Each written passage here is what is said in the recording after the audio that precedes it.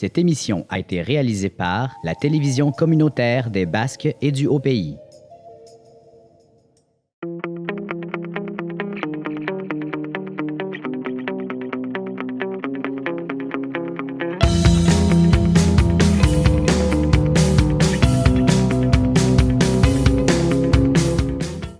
Je viens d'avoir le signal, ça roule.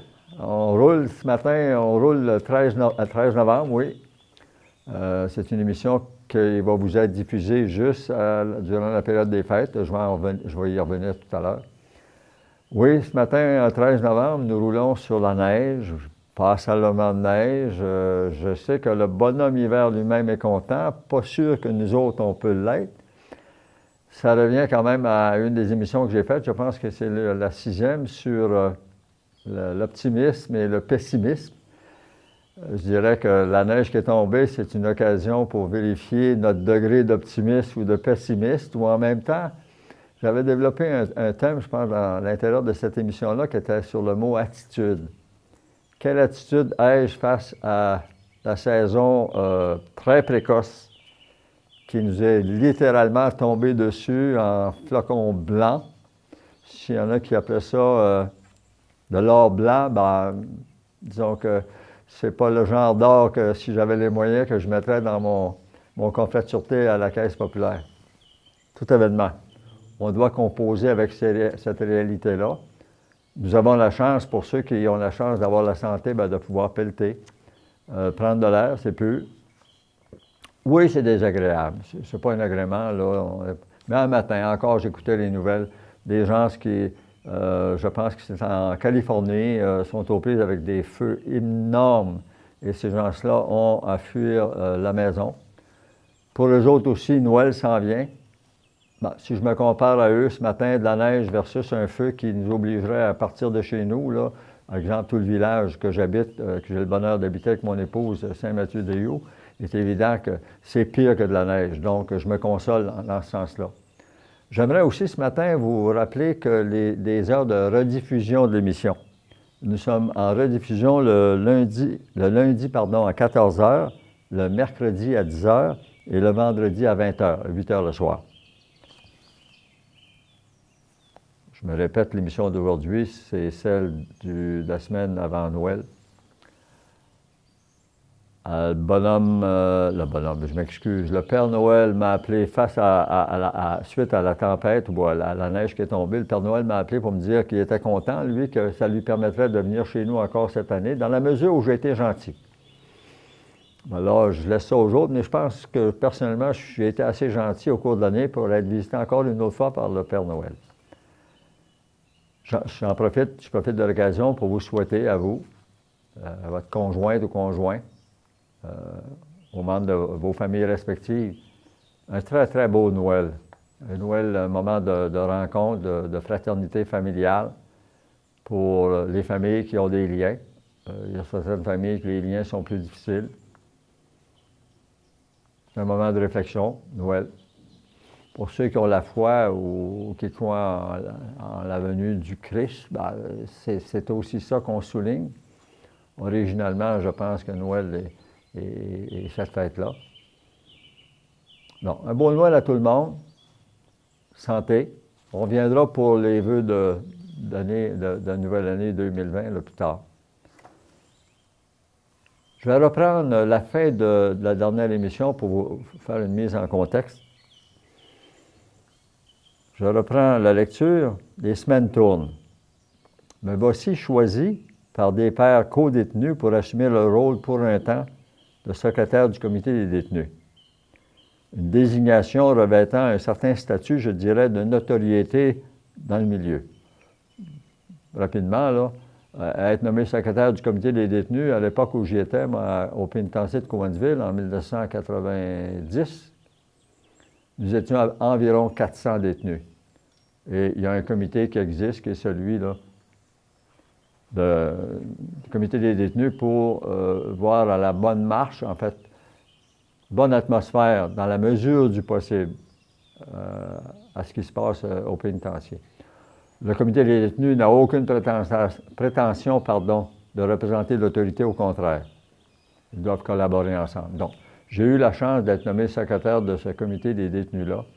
Et de par ce statut-là, ça me conférait une capacité d'intégration encore plus marquée dans le milieu, sans pour autant épouser, là, je dirais, une certaine philosophie de criminalité. C'est pas ça. C'est le comité des détenus, il voyait à la bonne marche là, du climat dans la mesure du possible au niveau des détenus. Donc, j'ai été secrétaire de ce comité-là pendant un certain temps. Je continue la lecture du texte. 3 lieux en particulier, je visite. Le gymnase, la chapelle et de façon plus ponctuelle, la bibliothèque. 3 endroits qui, à mon humble avis, favorisent la réhabilitation. Vous comprendrez que moi, je fréquentais la chapelle pour bien des raisons.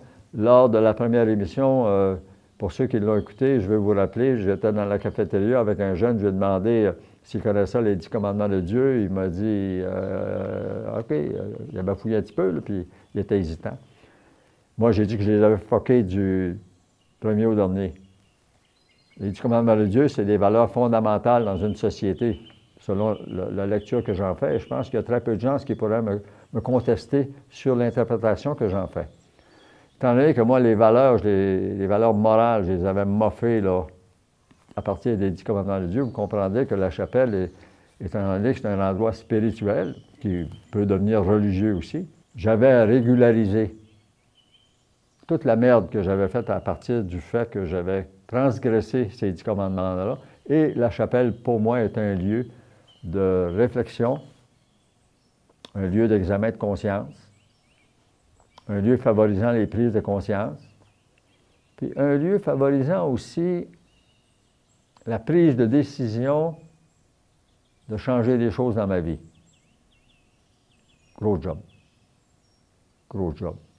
Quand on a transgressé les 10 commandements de Dieu, on a pas seulement de choses à réparer dans sa vie et c'était mon cas. J'ose dire qu'il n'y a pas un gars du pénitencier qui n'aurait pas gagné à aller faire un tour à la chapelle dans ce contexte-là. Parce qu'un détenu, c'est quelqu'un qui a moffé quelque chose dans sa vie, qui a brisé quelque chose, qui a endommagé quelque chose, qui a transgressé une loi. Les lois sont faites de valeurs sociales ou sociétales.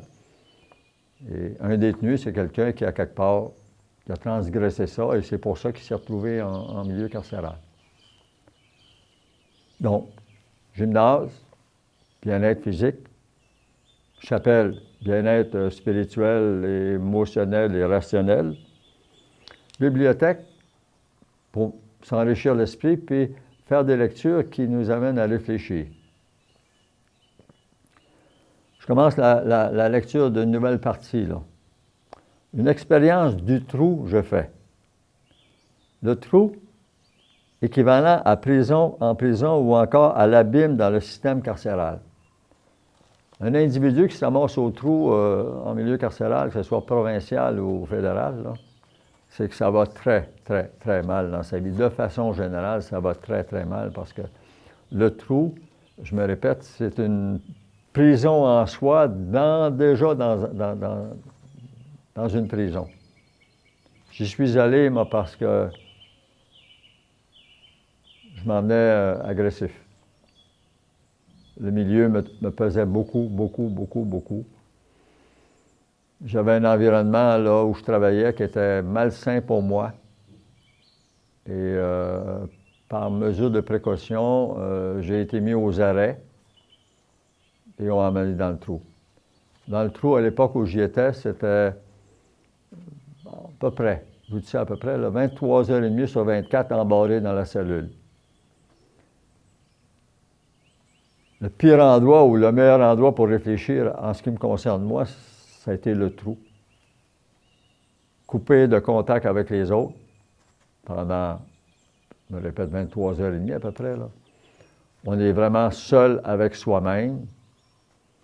Même pour la prise de repas, on passe les cabarets en dessous de la porte, là. Il y a une planche, là, puis on lève la planche, puis on passe le cabaret en dessous, puis on est dans la cellule, puis on mange tout seul. Pas de télévision nécessairement, pas de radio non plus. On est dans le silence total. Et moi, j'ai réfléchi. Heureusement, j'avais le droit, comme les autres détenus, à faire des téléphones à l'extérieur. En autant que les gens, ce qu'on appelait, acceptaient nos frais. On appelait ce qu'on appelle la frais virée. Fait que j'ai fait autour de 2 semaines de trou. Je suis sorti par hasard à la fin de la semaine 5. Peut-être que j'ai été libéré un vendredi saint, je ne m'en souviens pas trop tôt. Non, excusez, j'avais passé Pâques. Non, j'avais passé Pâques dans le trou. Je me souviens, j'avais quelques piastres dans mon compte mon compte de banque de pénitencier. Là. J'avais acheté des barres de chocolat pour mes chums, là, les autres cellules, pour souligner Pâques. Puis un des gars qui m'avait retourné sa barre de chocolat avec un mot en me remerciant beaucoup, ma religion m'empêche de manger du chocolat, tout événement. Je l'avais mangé, mais j'aimais ça le chocolat. Puis un jeune homme, ça m'avait beaucoup marqué, 23 ans, je pense, à peu près.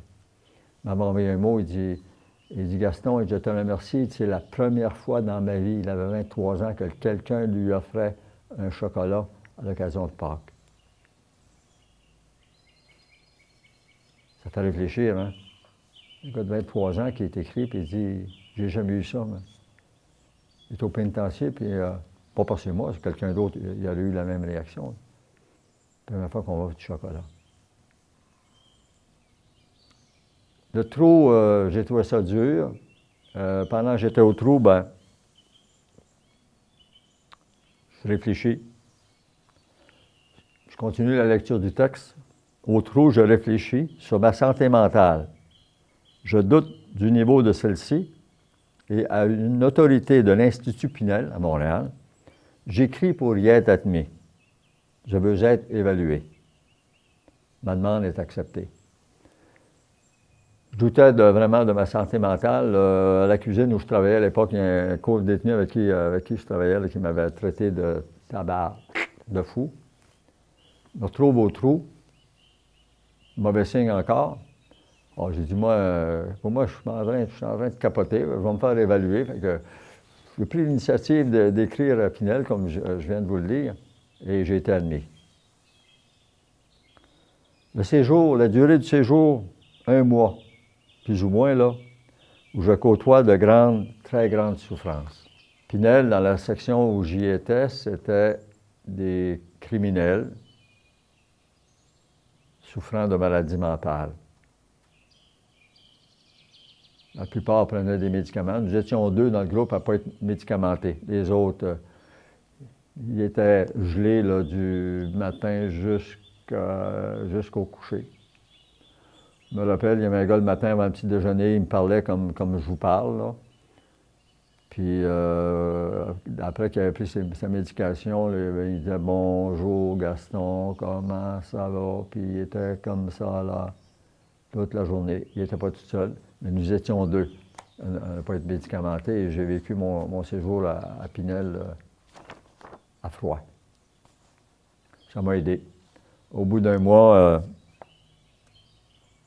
on m'a fait venir au bureau du chef psychiatre. On m'a dit, monsieur, vous n'êtes pas psychiatrisable. On m'avait offert de rester sur place dans un programme de 2 ans. 2 ans plein. Là, on m'avait averti, si vous acceptez de rester ici, vous signez un genre d'entente de contrat. Là. Et en signant ça, vous allez être ici pour 730 jours. On ne vous libère même pas à la 729e journée. Vous faites votre temps complet. J'ai consulté. Et on m'a suggéré de retourner au pénitencier. Encore que le chef psychiatre m'avait dit, le milieu carcéral, c'est pas votre milieu à vous, ça, comme tel. Là. Vous n'avez pas une personnalité. Il dit, vous allez retourner au pénitencier, c'est beau, on accepte. Puis c'est votre choix, vous avez le droit, là. Mais vous allez souffrir. Il avait raison. Ça a été rough. Mais j'avais besoin de connaître ça aussi. J'avais besoin. Pas le goût. Soyez assurés que je n'avais pas le goût, mais j'en avais besoin. Au pénitencier, je retourne et du statut de chômeur, je bénéficie. Il m'est alors suggéré d'effectuer un retour aux études. Fébrile, je saute sur l'offre, et me vois accepter un vrai cadeau à l'intérieur du cours en sciences humaines niveau cégep.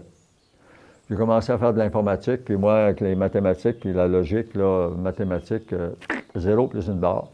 Je n'ai pas fait long feu là. Ils se sont aperçus que j'étais vraiment pourri. Puis là, on m'a dirigé vers Souris, parce que Marc-André et Souris à voir, là, à admettre ça, là, mais c'était le cas. Mais là, je me suis retrouvé en sciences humaines. Administration, philosophie, éducation physique, littérature française. Je pense que c'est l'ensemble. Et pour la première fois de ma vie, j'ai 46 ans, j'ai scoré là, comme jamais dans ma vie. Jamais, jamais dans ma vie. Jeune, j'ai jamais eu ces résultats-là. Pourquoi? Pourquoi ces succès-là? C'est une partie de mon histoire de vie, dans le fond, qui est en train de se régler, là. Et je régularisais tranquillement mon passé. J'étais dans un nouvel environnement affectif, adopté par une famille pendant que j'étais en prison, une famille de Beaumont, à qui j'aimerais rendre hommage, qui m'ont adopté comme leur 6e enfant. Et ces gens-là m'ont été tellement présents que je ne sais pas, ça m'a aidé à un moment donné à changer des choses dans ma vie et obtenir des résultats scolaires là, qui étaient vraiment, là, en tout cas, je suis fier et les membres de ma famille adoptive aussi. Sciences humaines, j'ai fait de la philo. Des fois, je me dis, je suis un pelleteux de boucan. Est-ce que tous les philosophes sont des pelleteux de boucan? Je ne le sais pas. Moi, ça m'arrive, des fois, mon épouse dit, regarde, lâche donc avec tes grandes questions existentielles. Je dirais que le milieu carcéral a aussi contribué à favoriser le questionnement, puis fort probable que j'ai une nature de base qui questionne beaucoup. Et je rendrais hommage au milieu carcéral dans ce sens-là, pour m'avoir aidé à approfondir la démarche de réflexion. Je continue la lecture. Oui, des cours en sciences humaines pour m'humaniser. Humaniser, oui, devenir plus humain. Soyez convaincus que j'en avais besoin. J'avais quitté l'école, moi, à 17 ans à peu près. Emprisonné, j'en avais 46. J'ai énormément aimé mon séjour au cégep. D'abord, c'était un milieu qui était à caractère non criminel, même si on est tous des criminels qui suivaient les cours, là. Il y avait une culture, un apprentissage, il y avait des réflexions qu'on faisait qui étaient vraiment dans les valeurs que j'avais à adopter. Fait que faites un mélange de chapelle et de cours en sciences humaines avec de la philo, entre autres, d'autres choses, là. Mettez ça ensemble, puis, mon Dieu, c'est une belle recette pour prendre un individu là où il était quand il est entré en prison, puis l'amener ailleurs. Pas dans le noir comme les rideaux du studio ici, là, dans quelque chose d'éclairant, d'éclairé, de la lumière. Mes cours au cégep ont servi à ça, entre autres. Les profs, je me souviens de Benoît Ouellette, professeur de philosophie, qui nous posait des questions avec des travaux à faire qui, au départ, je disais, ça n'a pas de maudit bon sens ce qu'il nous demande là. Mais on se mettait à travailler là-dessus, puis on avait vraiment du plaisir au niveau de la réflexion. Les mois passent et le grand ménage de ma personne, celui entrepris dans le premier mois de mon incarcération, se poursuit.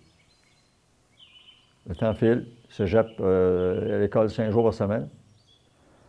Un jour, j'entends une intervenante me confier, une intervenante du prénom de Francine, une madame qui avait de l'allure, campée de sa personne, intelligente, une bonne poigne, mais respectueuse, une prise là, ferme, mais vraiment respectueuse.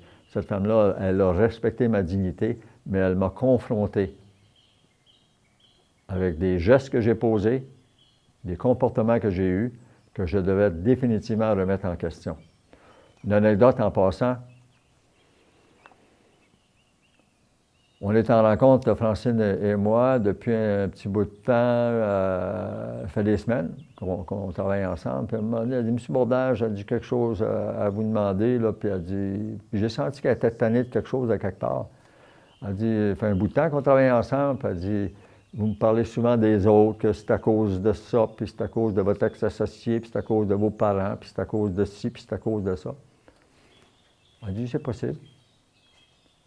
Elle dit, vous, là, qu'est-ce que vous avez fait, vous, pour vous retrouver ici? Elle dit, aïe. C'était la question qu'elle devait me poser. Hein. Je vais vous faire une confidence. La première réaction que j'ai eue dans ma tête, c'était la chienne en parlant d'elle. OK? Pas de diable, hein? Je suis arrivé dans ma cellule, dans le silence. J'ai réfléchi, j'ai dit non, non, Francine, au contraire. Elle n'est pas ce que je l'ai pensé qu'elle était. Sa question l'était, par exemple, mais sa question, elle s'imposait. Qu'est-ce que j'avais fait, moi, pas les autres? Quelle était ma contribution personnelle au fait que je me retrouve au pénitencier? C'était la question que qui devait m'être posée. Et là, quand je vous dis de la réflexion, mêlez ça avec un cours de philosophie, là, wow! Il y a de la matière. J'ai répondu à cette question-là, comme j'ai répondu à d'autres. Là.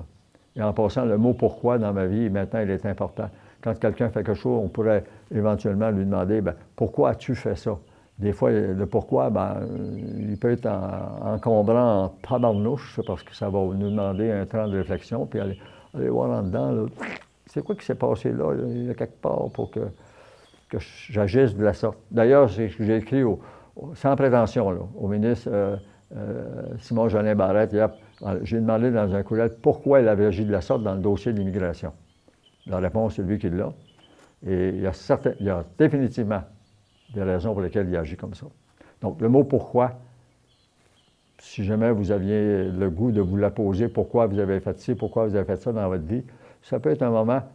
Puis si jamais vous avez besoin d'un endroit là, pour réfléchir, qui est dans le silence, je vais revenir à la chapelle, là, un lieu comme ça, que ce soit dans un couvent, que ce soit dans une église, que ce soit dans... Ça pourrait même être une chambre d'hôpital. Une chambre d'hôpital, c'est un endroit pour réfléchir en tabarnouche ici. Hein. Je suis couché, puis je suis malade, puis je peux prendre rendez-vous avec un paquet de questions, puis un paquet de pourquoi aussi. Il faut juste une cellule de prison qui favorise la réflexion. Au contraire, il y en a un paquet. Dans la nature, moi, on marche dans le bois, là, puis tu réfléchis, tu poses pourquoi, puis les réponses vont venir. Donc, les mois passent, le grand ménage de ma personne, celui entrepris dans le premier rôle de mon incarcération, se poursuit. Un jour, j'entends mon intervenante, Francine, qui me dit « Vous ne foutez plus rien de bon en dedans. » Elle dit « On va faire une demande à la Commission nationale des libérations. » Même avec un délit comme le mien, j'ai une sentence de 7 ans. De par mon cheminement, mon agent, qui est une autorité dans le milieu carcéral, me dit « M. Baudage, vous ne foutez plus rien en dedans, on va faire une demande à la commission. » J'en déduis que le système carcéral, celui du pénitencier, n'a plus rien à m'offrir. J'ajoute ici, j'ai atteint un niveau de conscience tel qu'une demande de libération conditionnelle est présentée aux autorités concernées. La demande a été faite. J'ai comparu devant les membres du comité de libération conditionnelle. Un autre procès. Je dirais un autre procès qui a duré de mémoire autour d'1h30. J'y ai goûté. Il y avait un commissaire, entre autres, qui ne voulait rien savoir de ma libération. En tout cas, il s'est comporté tel quel. Et j'ai eu à répondre à des questions, là, une, entre autres, là, qui était tellement, là, elle a fait tellement mal. L'ancien Gaston, il l'a renvoyé promener. Il y a quelqu'un qui est à ma droite, un curé qui m'accompagnait pour l'audience. Il a ramassé, mis sa main sur mon genou, puis il a serré tellement fort, ça voulait dire « Gaston, ferme ta boîte, ne réponds pas ». Et je n'ai pas répondu. Malgré le côté pernicieux de la question posée. Il faut croire qu'elle devait être posée, puisque ça m'empêchait de réagir. Il est important ici de mentionner que je coûtais, comme tous mes confrères co-détenus, je l'appelle les confrères, là, à peu près, à l'époque, à peu près 300 $ par jour. Un détenu, là, ça coûte à peu près, au fédéral, environ 100 000 $ par année. 100 000 $. Logé, nourri, habillé. Pas de télévision fournie, c'est faux. Quand les gens disent qu'on est bien en prison, là, à ce niveau-là, c'est faux, là. Je dirais qu'on a le minimum. Par contre, si je compare les institutions carcérales canadiennes à ce que j'ai su qui se faisait ailleurs, il y a des prisons dans le monde, c'est épouvantable. Sont, exemple, peut-être 14-15 dans l'ancien chiffre, là, 20 mètres carrés. Alors qu'au Canada, on est quand même, on a la toilette dans notre cellule. Ça demeure une prison. C'est certain que si je la compare au genre de vie qu'on a par rapport au genre de vie qui se fait ailleurs, est-ce que les prisons ne sont pas correspondantes au genre de société où les prisons sont installées? Je ne le sais pas. Mais moi, j'ai coûté 300 pièces par jour aux payeurs de taxes et aux payeurs d'impôts. Pas ceux qui ont des paradis fiscaux là, au Bahamas ou ailleurs. Là. Ceux réellement qui paient les impôts. Les vrais, là. J'ai coûté 300 $ par jour. C'est beaucoup d'argent. Le temps que j'ai fait en prison, je pense qu'il devait se terminer là, parce que Francine avait raison, j'avais atteint un niveau là, de réflexion, de prise en main, de poursuite de ma réhabilitation, assez évidente pour dire à la commission, libérez-moi ce gars-là, on va l'envoyer en société. Ça a été fait. Demande de libération acceptée avec plusieurs conditions. Le 19 mars, la journée de la Saint-Joseph, 19 mars 1991, je quitte l'université avec derrière moi les grillages. Les portes en acier, là, quand ça ferme, ça fait boum, les barbelés. Tout le tour là, du pénitencier, c'est des barbelés, puis ça coupe, je n'ai pas essayé, mais juste à les regarder, là. Les guérites, il y a des tours avec des gardiens dedans, le couvre-feu. Et je quitte aussi des intervenantes et intervenants de qualité. Puis il y en avait d'autres. Il y en avait d'autres. Une anecdote, je travaillais à la cuisine au pénitencier. Le gardien qui est de faction, c'est un jeune, il est baveux. En tout cas, il a des comportements très baveux. À un moment donné, on regarde ce qu'il y a sur le menu, nous, pour nous autres, les détenus, puis on dit, bien, puis on regarde le menu des officiers, de l'autre bord, parce qu'il y avait deux cafétérias, une pour les détenus, puis l'autre pour le personnel. Puis les autres, il y avait un spaghetti italien, alors que nous autres, c'était d'autres choses. Puis mon chum et moi, à l'époque, on dit, bien, on va demander aux gardiens si on peut avoir du spaghetti. Fait que quand il est passé, on a fait signe, il est rentré, il a dit, demandez quoi? Bien, on dit, est-ce qu'on pourrait avoir ce que sur la ligne là, de la cafétéria des employés? Il nous a regardé avec un petit sourire un petit peu malicieux, puis il a réfléchi, puis il dit oui. Il est parti, il est revenu au bout de quelques minutes, puis il a ouvert la porte. Puis pour monter au bureau où nous étions, il y avait des marches. Il a pris les deux assiettes de spaghettis, il les a mis dans les marches, puis il nous a regardés tous les deux, puis il a fait « Venez mes petits chiens, cherchez votre nourriture. » Aïe aïe. Une autre anecdote de pénitencier, mais ils ne sont pas tous comme ça, là, OK? C'est des minorités. C'est des minorités. Je peux vous parler de d'autres gardiens. Francine, entre autres, elle avait vraiment de l'allure. Une gardienne, à un moment donné aussi, qui au micro, annonce au bloc où elle travaillait, allez, vos auges sont prêtes. Une auge, je ne sais pas si vous savez c'est quoi, mais c'est ce qu'on met de la nourriture pour les cochons. Elle avait dit ça au micro. Je vais vous parler des bons gardiens. On me dit que ça achève, il reste 1 minute. 1 minute pour vous souhaiter, je me répète, un très joyeux Noël de la part de l'équipe de réalisation de Réflexion sur la vie. 1 minute pour vous dire qu'à l'écran, il y a l'adresse courriel de la station, il y a le numéro de téléphone. Je réitère un vœu.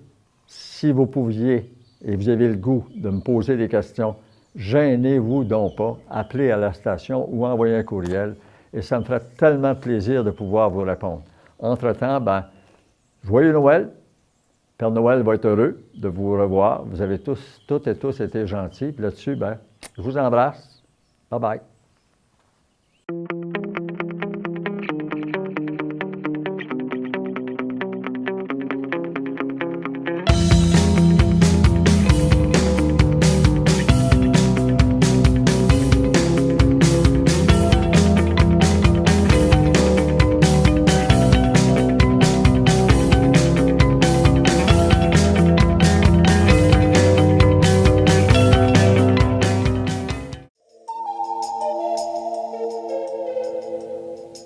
Cette émission a été réalisée par la télévision communautaire des Basques et du Haut-Pays.